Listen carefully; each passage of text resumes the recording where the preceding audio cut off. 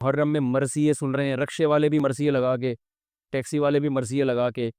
بھائی یہ اسلام نہیں ہے. یہ سمجھ رہے ہو؟ جو اس کو اسلام سمجھتا ہے وہ کرے، لیکن ہم سنی مذہب جو ہے وہ اس کے نظر میں یہ اسلام نہیں.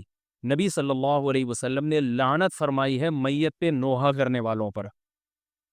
سمجھ رہے ہو؟ آپ نے فرمایا جو گریبان پھاڑے وہ ہم میں سے نہیں ہے. میت پہ چیخنا چلانا، اس کو نبی صلی اللہ علیہ وسلم نے لعنت والا عمل قرار دیا ہے. شہادت پہ چیخنا چلانا کسی کی.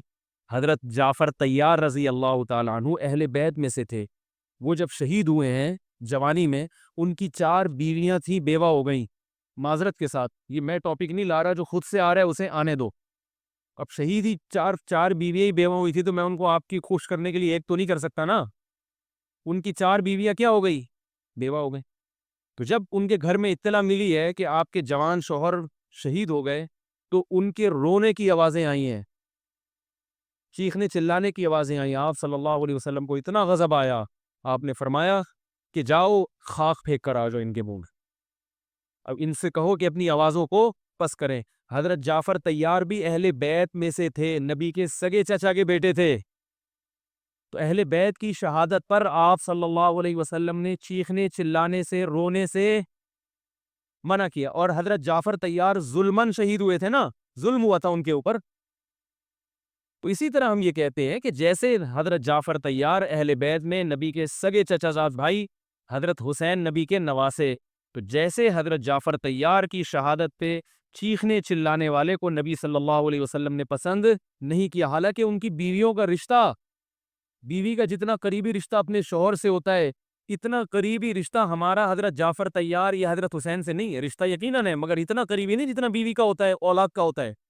تو جب بیویوں کو رونے کی اجازت نہیں ہے، جو سب سے زیادہ متاثر ہوئی ہیں، تو ہم اور آپ کو حضرت حسین کی یاد میں چیخنے چلانے کی اجازت کہاں سے ہوگی؟